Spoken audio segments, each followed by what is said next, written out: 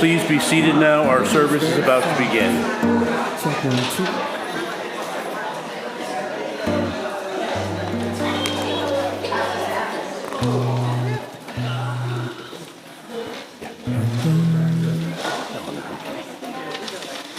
2. Good morning, and welcome to the Unitarian Universalist Congregation of the South Jersey Shore, a welcoming and inclusive faith community. We kindly ask that you turn off your cell phones. Our service is open to all visitors, friends, and members. Whether you are single, partnered, or a family of any type, we welcome you. Whether you are here in the sanctuary with us, watching live online, or on demand, may our time together be one of learning and celebration. My name is Marty Quish, and I am your worship associate this morning. I am a member of this congregation and currently have been a member for the past 9 years. Our worship service today is led by UUC SJS member David Fenimore, who for 35 years taught literature and the humanities at the University of Nevada, Reno, where he assigned the Odyssey to students in his undergraduate Ancient Cultures course. Video of today's service will be available on our YouTube channel later today. To those gathered live on Facebook, we welcome your comments as well as your joys and sorrows on that platform. Please remember that this video will be on the internet, so do not share information best kept private. Announcements. There are only a few more weeks to sign up to bring a side dish for this year's annual In-Gathering picnic. This annual event is a way to celebrate our community and our covenant. It follows our water ceremony service on September 6th, and don't forget to bring your water. Join us next Sunday for The Love and Allure of the Jersey Devil, presented by Cynthia Jawinski. We've heard the legends about Mother Leeds and her enigmatic cryptid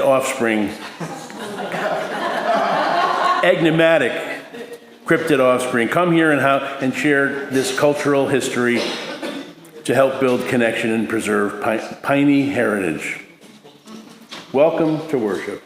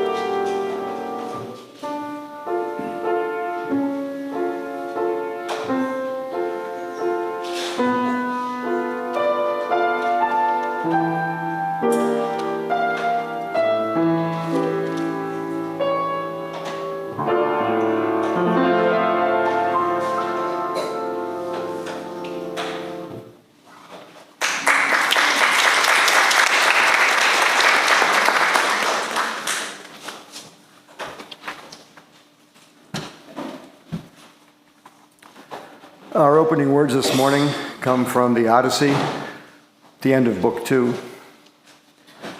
Wind blew the middle sail. The purple wave was splashing loudly round the moving keel. The goddess surfed the waves and smoothed away. The quick black ship held steady.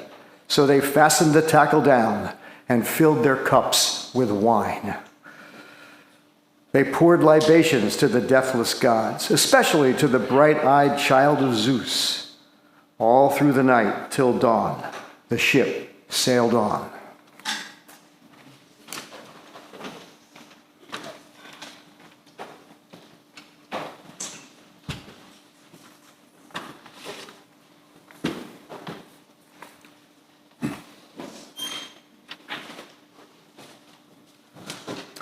Welcome into this place of healing. Welcome into this place of challenge and of growth. Welcome into this place of imperfection and aspiration. Here you are whole. Here you are holy. Here you are wholly loved. Our chalice lighter today is Eleanor. Welcome. Please join me in reading the chalice lighting words in your order of service.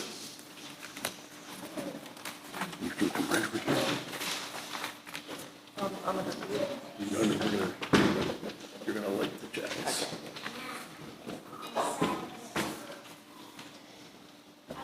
We are a people of memory. As inheritors of our ancestors' legacy, we hold their stories tenderly, gleaning wisdom from diverse journeys, united in hope for the future. Guide us to trust and love as we kindle this flame together.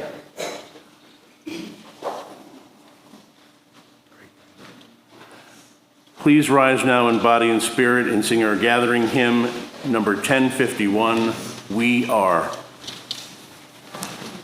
Thank you so much. And the lyrics will be up on the screen. Thank you so much, David.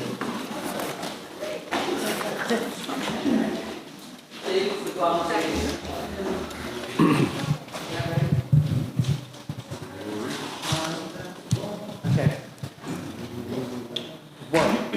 Nah. 1, 2, 3, 2, 2, 3, 1, 2, 3. For each child born, a morning star rises and sings to the universe who we are.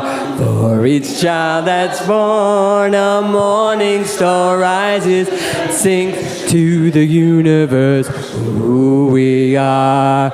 We are grandmother's prayers, and we are our grandfather's dreamings. We are a breath of our ancestors. We are the Spirit of God. We are mothers of courage and mothers of time. We are daughters of dust and the sons of great engines. We're sisters of mercy and brothers of love.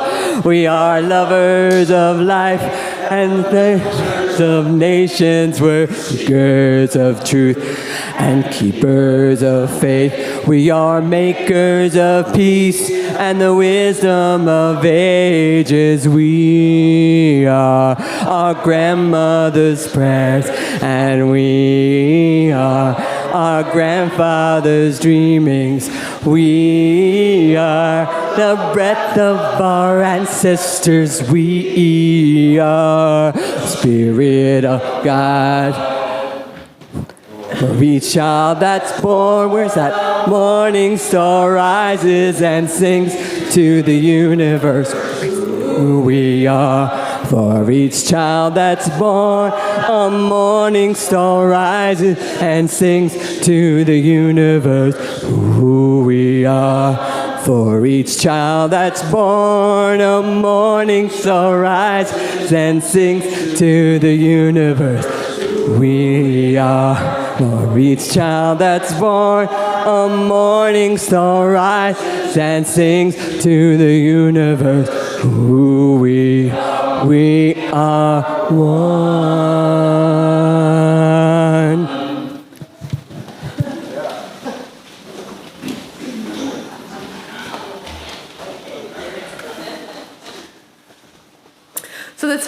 all ages I have for you today is one that I think most of you are familiar with, but is a good tale for us to hear.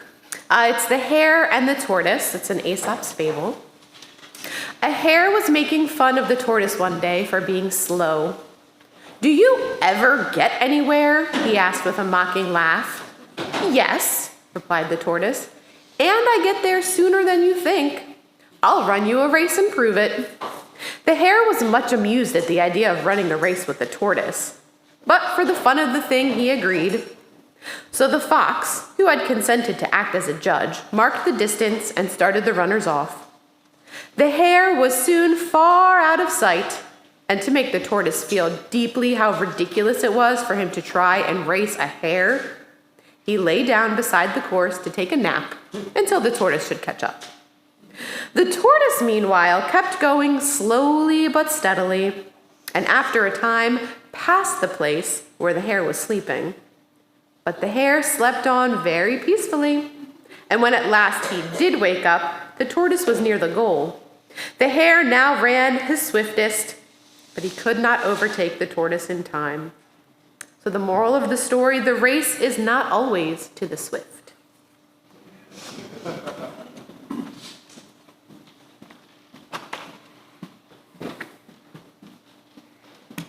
A book is provided in the foyer in which you are invited to write whatever joys and sorrows you have as you enter.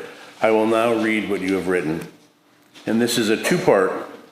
Part one, I should have written this last week, but a week ago Saturday, I did my first triathlon in 5 years. Not only did I finish, but I won my age group. Wow. And number two, Gina gave a great concert last night at Gardner's Basin. Thanks, Gina. Totally bad. You all know what that word is. Thank you, Gary. Gary Lindenbaum. P.S. Rode my bike here this morning.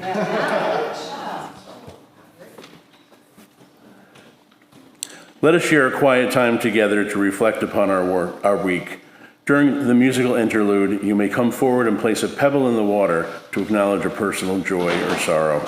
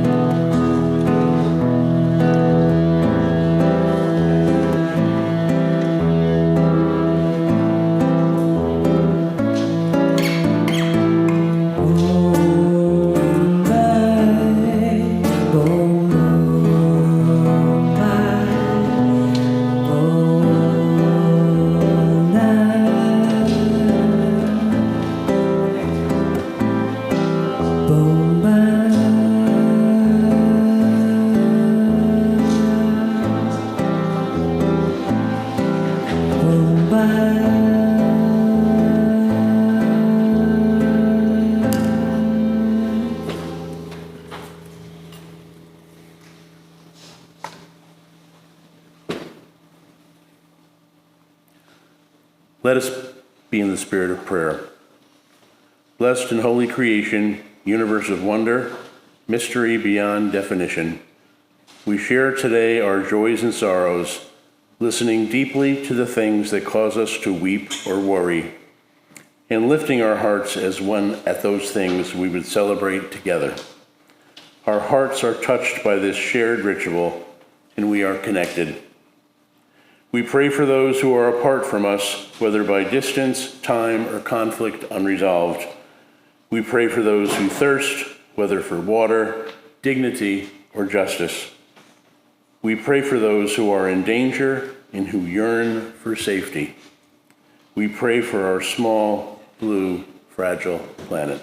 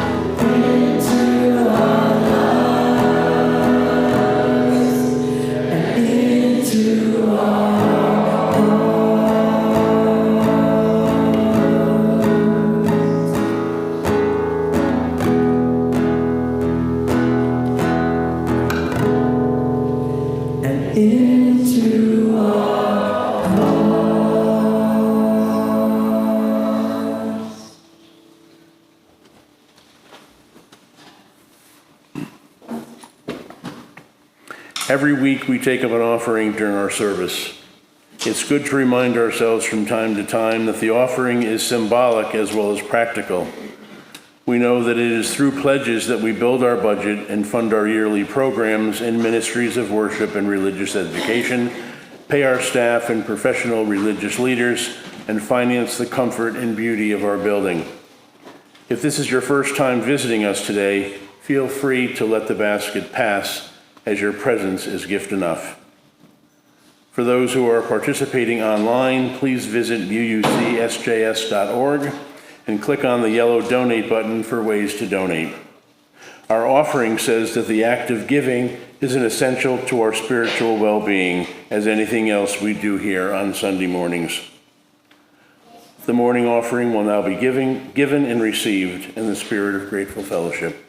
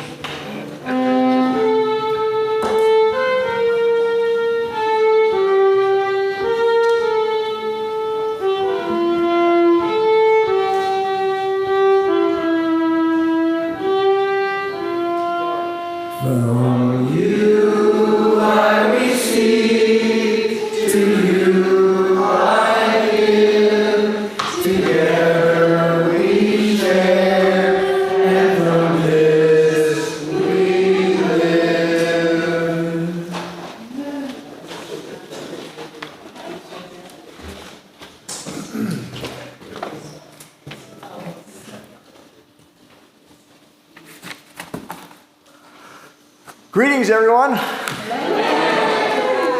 Thank you for being here this morning. What we've all experienced, I think, and what I certainly did preparing this talk on slightly short notice, has been what we experienced is something called Odyssey fever. Every magazine, newspaper, media feed, NPR story, even the people you meet in ShopRite are talking about this new movie version of the Odyssey. People were arguing about it even before it was released.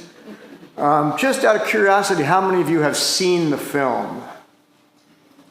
Oh, yeah, maybe a third to a half of you. How many remember reading it? The poem. Oh, more people. Great. Long time ago for some of you, right? Yeah. Well, what I noticed was many of the discussions of Christopher Nolan's new film said almost nothing about the poem itself. You know, it's all about the movie. So today I want to focus on a few things about the poem itself, its origin, its language, its hero. I use that scare quotes deliberately. And finally, because our business here is various aspects of spirituality, we'll talk a little bit about the gods, because we want to understand and respect all religions, right? Even ancient religions. And the tortoise and the hare will come into that part as well. Thanks, Jess. So if I can convince you to, pick up this new translation and read it in the next 20 minutes or so. My long and arduous journey here to the podium will be well worth it. So, you've all seen Matt Damon here. We'll see this image several times here. This is the woman who just translated the Odyssey, Penn Classics professor Emily Wilson. 9 years ago, she became the first female scholar to publish a translation of the Odyssey. And although Christopher Nolan claims that her translation inspired his movie, she is one of the movie's most outspoken critics. Her main complaints being that A, the dialogue is stupid, and B, he misses the point entirely of the hero, Odysseus. So, let's start at the beginning. As Emily Wilson's translation says, find the beginning. It's an ancient epic poem, heroic epic, which means a long, long poem. You have to be a hero to read it. 24 chapters, or books as they're called, totaling a little over 12,000 lines. It's mainly the story of one man's homecoming from the war, Odysseus, although he's not mentioned by name right away, not for 40 or 50 lines. And also it's the story of other men, including his son Telemachus, his fellow warlords Agamemnon and Menelaus and Nestor, his father Laertes, who pops up at the end. And there's a rowdy gang of suitors courting Penelope, Odysseus' long-suffering wife, many other minor male characters, but relatively few women. By my quick count, there are 3 queens, a princess, a goddess, and several female demigods, plus a witch. But most of the female characters are slaves, household slaves, and most of them are nameless. That bothers a lot of people over the years. So the Odyssey, along with its companion epic, the Iliad, which are kind of referred to sometimes as the poems or the Homeric poems, the Iliad's kind of a prequel to the Odyssey and is referred to frequently in the Odyssey. These poems are set at the end of the 10-year Trojan War, sometime around 1200 BCE, 1200 before the Common Era, when the older Minoan civilization on the island of Crete had given way to the warlike Mycenaeans from the mainland of present-day Greece. And Odysseus and his pals are Mycenaeans. But the poem includes descriptions which match the much older Minoan civilization. The palaces here on Crete, excavated one of them last century. Cynthia and I were just there a few years ago. And this is a reconstruction of what the palace throne room might have looked like. It seems they had flush toilets here, 2000 BCE. Very civilized, these Minoans were. Not warlike at all. But this is how Odysseus' throne room, Menelaus's, Nestor's, and so forth are described in the Odyssey. There were traces of these previous Mediterranean histories in the Odyssey. Okay, now you know you're in a college classroom. So it's right about the time that the Minoan civilization collapses, when the series of raids and battles and skirmishes that turned into the legend of the Trojan War take place, sometime around 1200 BCE or so, when the Mycenaeans attacked Troy, a city on the coast of modern-day Turkey. Troy was a wealthy trading center and ripe for the picking by a bunch of pirates, which is exactly what the Mycenaeans, including Odysseus, were, pirates. The Odyssey, most scholars have come to agree, began as a loose collection of oral stories of a time that was already long ago. It was already singing about things that happened 400 or 500 years ago, as if we were thinking about stuff that happened in Shakespeare's time. The stories were meant as entertainment. They were sung. There was not much reading or writing going on in the Odyssey or the Iliad. Nobody ever reads a thing or writes a thing, or for that matter, drinks water. They drink wine all the time. But these stories were recited out loud at various gatherings and dinners and public places and so forth around the Mediterranean Sea. The stories constantly changed and absorbed and evolved and incorporated local customs, local rituals, various dress codes and interior design descriptions. Details like how to wash your hands before dinner and how to lace up your sandals and how to cook meat and how to drink wine. There are these formulas in the poem where anytime anybody sits down to eat or gets up out of bed or puts on their clothes, it's the same sets of language, almost like a refrain in a song. So this is descriptions of luxury consumer goods, the duties of palace staff, the slaves, the way the weapons looked and all that. All this was eventually written down as writing technology re-emerged in the Mediterranean world around 800, 750 BCE, not sure. But the ancient Greek in which it was written contains archaic words that weren't even used then, and archaic customs and archaic scenes. So it's kind of an encyclopedia of 1,000 or more years of different local histories and cultures. These seems to be written down in more or less its present form by Homer. The joke is it was Homer or somebody else by that name that wrote it down. Most people that write about this agree now that there wasn't really one person that wrote it down. It was a group effort, recording these oral stories into writing. But once they were set pretty much in the form that we get with writing technology, it's the words on a page. The complete text was then performed by these oral poets, by these rhapsodes who memorized the poem and recited it. In fact, in the Odyssey, you see a poet in the Phaeacian court reciting parts of the Iliad. So the Iliad already exists in the world of the Odyssey. Really interesting sort of interpenetration there.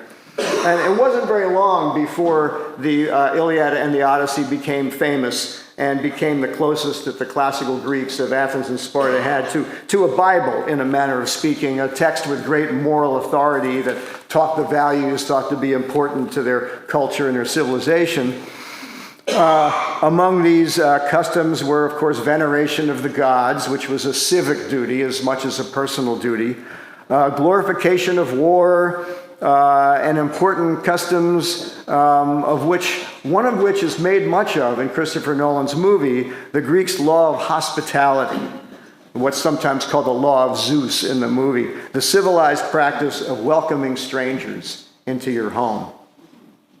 Now, although there is plenty of mention in the Odyssey that even the humblest beggar should be brought in and given some food and clothing and a place to sleep by the fire, hospitality to the Greeks was more emphasized how to make wealthy friends and influence people by entertaining them, exchanging gifts, because in many cases it was perfectly okay also, and even honorable, to raid, kill, loot, enslave distant peoples, all the things we see Odysseus and his fellow warriors enthusiastically doing in the poem, not in the movie, which doesn't show this piratical version of Odysseus and his men. One of the epithets, the short little phrases that most characters have attached to their names that's most used to describe Odysseus is the city sacker, or the sacker of cities. And Odysseus thinks nothing. He tosses off this comment at one point, telling somebody where he went, of attacking a town, killing all the men, enslaving the women and children, and stealing everything that wasn't nailed down. Yeah, it's just what we do. You know, we're Mycenaeans, we're pirates. Does this remind you of anything like,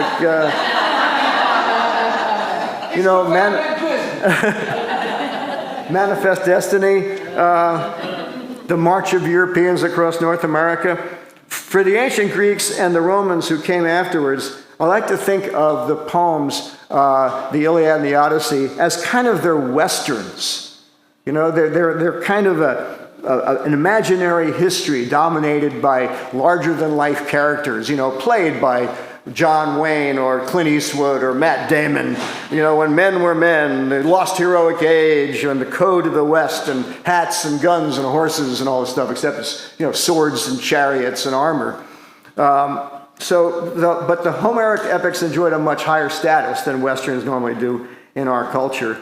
But they were the foundation of Greek and Roman education, according to Emily Wilson. And one thing they did was these poems and their popularity helped to unify the Mediterranean, give them a sense of a common culture. Just for fun, I was mapping all apart. So that arrow right there, that is Troy.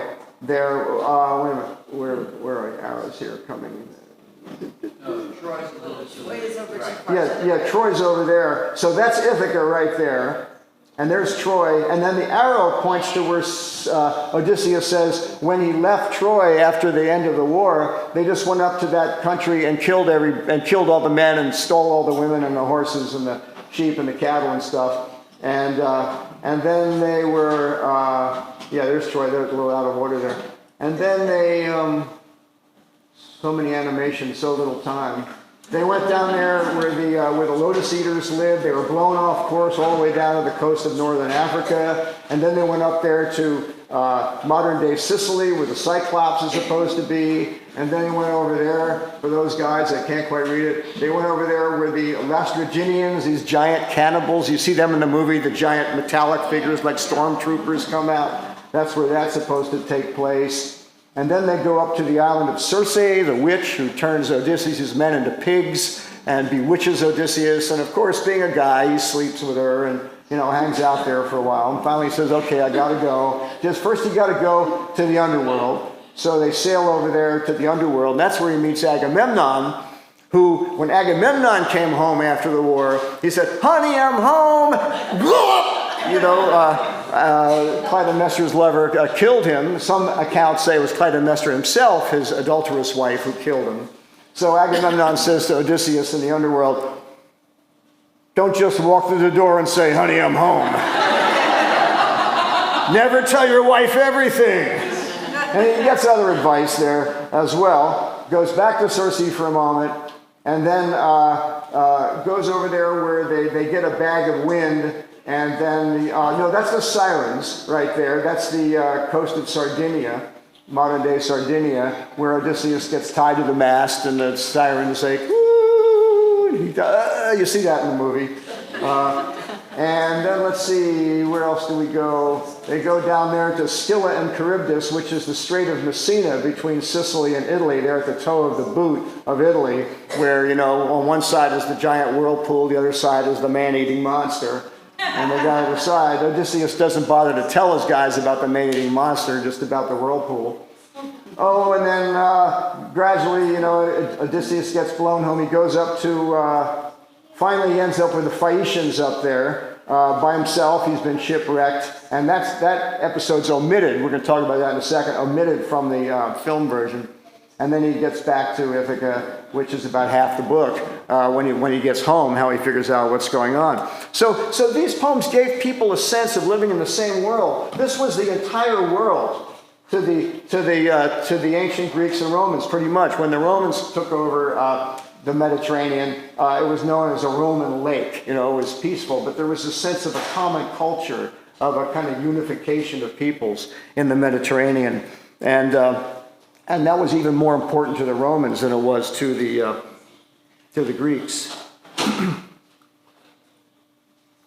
So after the fall of Rome, the Odyssey and the Iliad were thought to be lost, but they were preserved, it turned out, like many ancient works of literature, by Islamic scholars in Spain, and passed on then into Renaissance Europe, along with the comments of ancient Romans and Roman librarians and scholars and so forth. So then it began to be translated into European languages, first into German, then the famous edition by George Chapman. John Keats wrote a poem called On First Looking into Chapman's Homer, which opened up this whole new world for him of ancient history.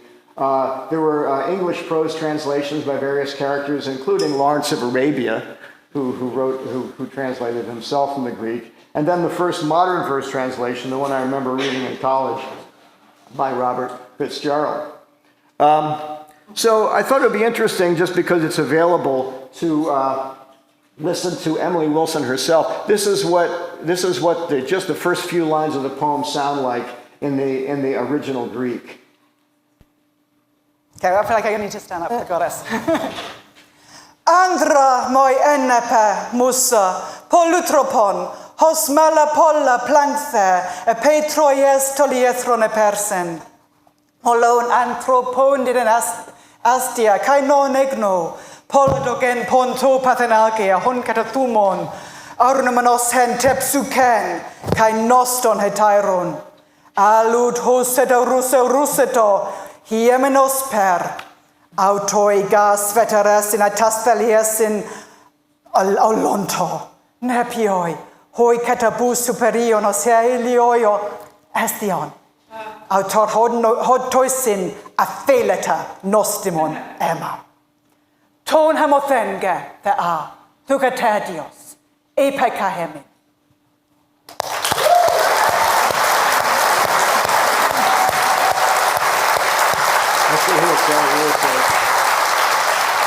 I think Claire Danes eat your heart out. Claire Danes, eat your heart out. So what was she saying? That's the what it is. It's interesting that the first line here contains the first word is man. I have no Greek. I'm sure some of you speak ancient Greek far better than I do. It says, sing to us of the man muse, polytropos, that last word there. Polytropos. It's an interesting word. And it's been translated in many, many different ways. But just by the way, this is the bottom of the page. Every page of the Oxford Classical Edition has this. All these notes, some of these notes are 1,500 years old, 2,000 years old. People dissecting, debating, researching the poem and all that. So these are the ways that those first lines that have been translated by Robert Fitzgerald, Sing to Me Muse, and Polytropos translated as skilled in all ways of contending. The translation I taught out of years ago, Sing to Me of the Man Muse, translates Polytropos as the man of twists and turns. He repeats the word man. But here's Emily Wilson's translation. It is so beautiful on the page.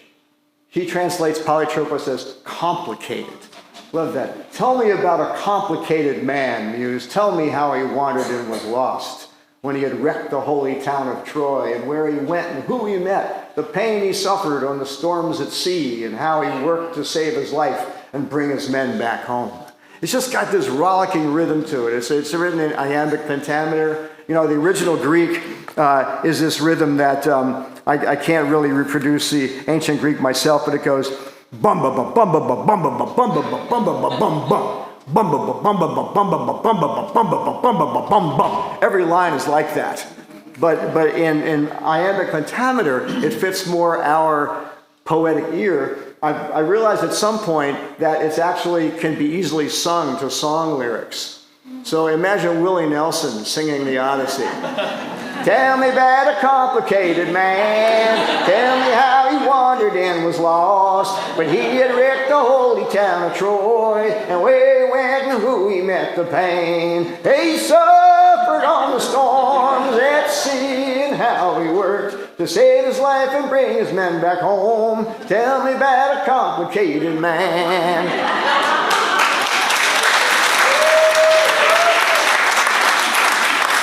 It fits the rhythm, doesn't it? It fits the rhythm, exactly. Exactly. So, you can see it. I did this just so you see the stresses, you don't pay attention, but tell me about a complicated man. And the whole poem is like this. I mean, you could read it out loud. You could sing it as a long, long country western song. One great thing about the movie is that it's drawn attention to the poem. I heard an NPR story about high school teachers who were being begged now by their students to please teach us the Odyssey. Please let us read the Odyssey. One guy said, I've been trying to make them read it for 20 years, and suddenly they want me to read it. The closest things that the Greeks had to film versions of the Odyssey, for those that didn't read or didn't like to read, were vase paintings. So here's the blinding of the Cyclops scene from a 5th century BCE wine jar. Here's the sorceress Circe turning Odysseus' men into pigs, which you see, in the film. The Cyclops scene is much more detailed in the poem. A lot more happens with the Cyclops than you see in Nolan's movie. And here's Odysseus tied to the mast as the sirens sing their seductive song. And next to it, a scene from near the end of the poem where Odysseus has come home disguised as a beggar, as Agamemnon advised him to get the lay of the land and see what's going on, see if his wife's going to kill him when he gets home. And his old nursemaid, and so he's brought in, the law of hospitality, he's brought in as a beggar, and this old slave woman is assigned to wash his feet. Well, the old slave woman happens to be the same woman who was nursed Odysseus when he was a child, and she recognizes a scar on his leg that he got in a hunting accident. And she's just about to say, he grabbed her by the throat and says, old woman, if you tell them who I am, I will kill you. He's not a nice guy. In fact, at the end of the poem, when all the suitors have been slain, and something else you don't see in the movie, he orders his son to take all the slave women who have slept with the suitors and hack at them with their swords until they are dead. And Telemachus says, that's too good a death for them. They aren't warriors. So he hangs them all. And there's kind of, anyway, it's a gross scene, but it's there. Oh, well, in addition to being a killer and a pirate, a slave trader, Odysseus is clearly, how you put it, a liar, a storyteller, a shapeshifter, the trickiest of the tricksters.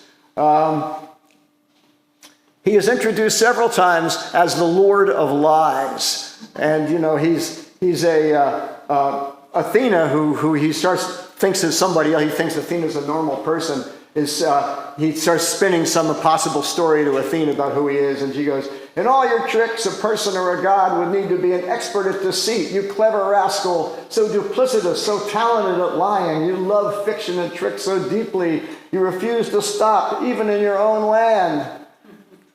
So, he's lying Odysseus. He constantly is a liar. Tell the tales he would tell to charm your soul. And all these words, cunning Odysseus, scheming, cautious, the master strategist, wary, artful. And you don't see any of this in the movie. Any of this Lord of Lies stuff. I mean, Matt Damon plays him like a dude, like a bro.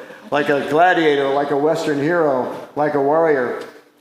This scene was in the 1954 version called Ulysses, which I remember seeing as a kid.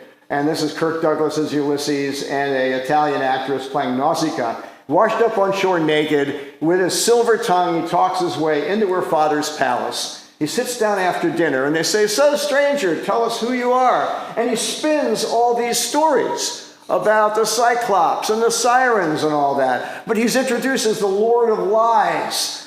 Why are we supposed to believe him? He's making all this stuff up. But you don't see that in the movie because it's produced with CGI effects, special. And this brings me to the last point about the gods in the movie. The one thing I think that Nolan does right is he doesn't show the gods. In the Kirk Douglas version, the gods are these giant special effects monsters coming out of the sea. But it's very easy in the poem when you read it and visualize it in your head, and very easy to think of the gods as just metaphors for the human psyche, for certain aspects of life, for certain situations. And the same with the story of the Sirens and the Cyclops and Scylla and Charybdis. You could see them as monster tales, or you could see them as metaphors for certain situations we go through in life. And this is what has fascinated people about the Odyssey for years and years. In fact, it's very easy to think of not just ancient Greek religion, ancient Roman religion, pagan religions, but any world religion as being a kind of dumbed down, that's not a good word to use, a kind of simplified version of the meaning of existence, the rules of life. So this Islamic philosopher, the same guy that saved the Odyssey and the Iliad, brought it back to Europe, writes, "If philosophy were an instrument of a select few people for the comprehension of the meaning of existence, religion is what gives the general populace a way to express their understanding of life." So it's like we have the tortoise and the hare story, to illustrate the concept of focus and persistence and patience and all that. But that's not really fun to talk about. It's easier to talk about the tortoise and the hare and tell the story. But what if there was a religion that worshiped the tortoise and the hare? The sacred turtle, the sacred rabbit. They brought us these lessons, and this would be available to people that either didn't want to read, kind of like the film version of religion in a way. So I just want to end with the last words in her introduction, in Emily Wilson's introduction. She says, when you read, she says, I hope my translation will enable contemporary readers to welcome and host this foreign poem like a stranger in their house. She says, there is a stranger outside your house. He is old, ragged, and dirty. He is tired. He has been wandering homeless for a long time, perhaps many years. Invite him inside. You do not know his name. He may be a thief. He may be a murderer. He may be a god. He may remind you of your husband, your father, or yourself. Do not ask questions. Wait. Let him sit on a comfortable chair and warm himself beside your fire. Bring him some food, the best you have, and a cup of wine. Let him eat and drink until he is satisfied. Be patient. When he is finished, he will tell his story. Listen carefully. It may not be as you expect.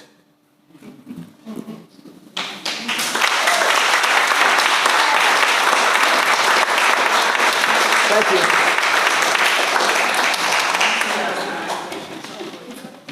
Thank you, David. That was awesome.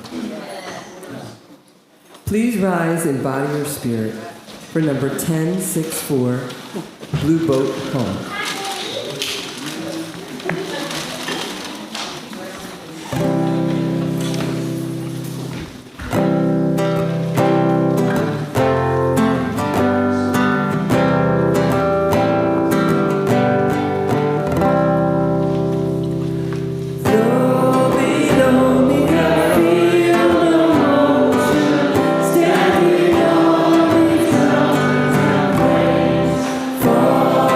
Away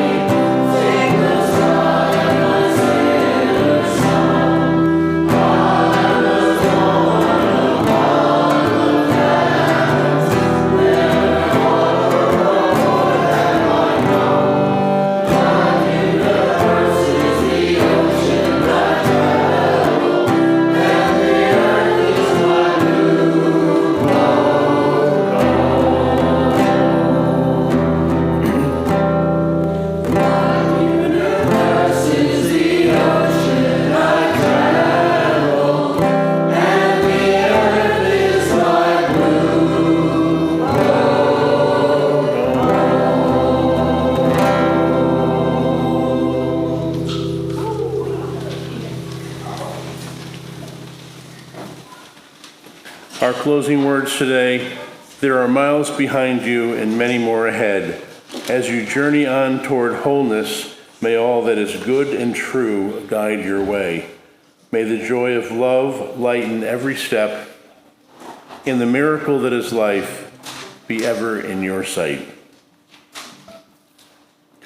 Let's read the words together for extinguishing the chalice. We extinguish this flame, not to light the truth, nor the community, or the fire of commitment. These we carry in our hearts until we are together again.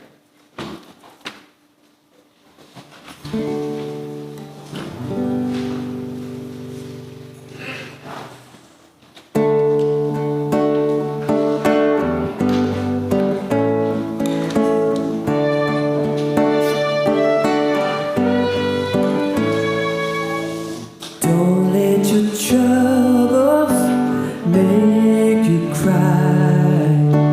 Don't waste a moment wondering why.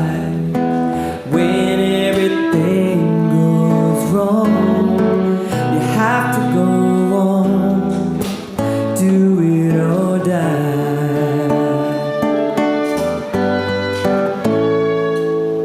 Do it or die now, stand your ground. Don't let your bad breaks go getting you down. Even when times get rough and you've had enough, you still gotta try.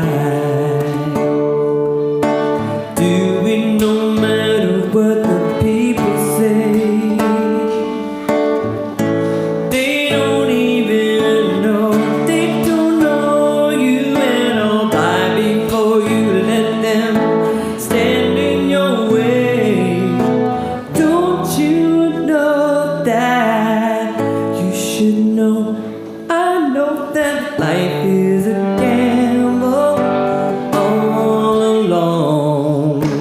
Winners or losers, you keep rolling on. So go on and roll the dice. You only live twice. Do it or die. You got nothing to lose. Go on, roll the dice. You only live twice.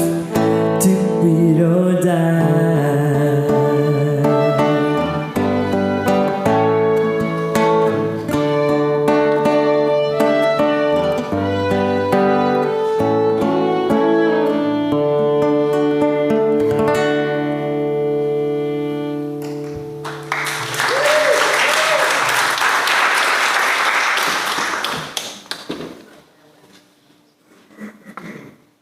We warmly welcome all of you who are visiting us today.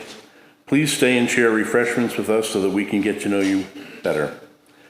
Now let us share in a moment of silent reflection to consider today's message and the meaning it has in our lives.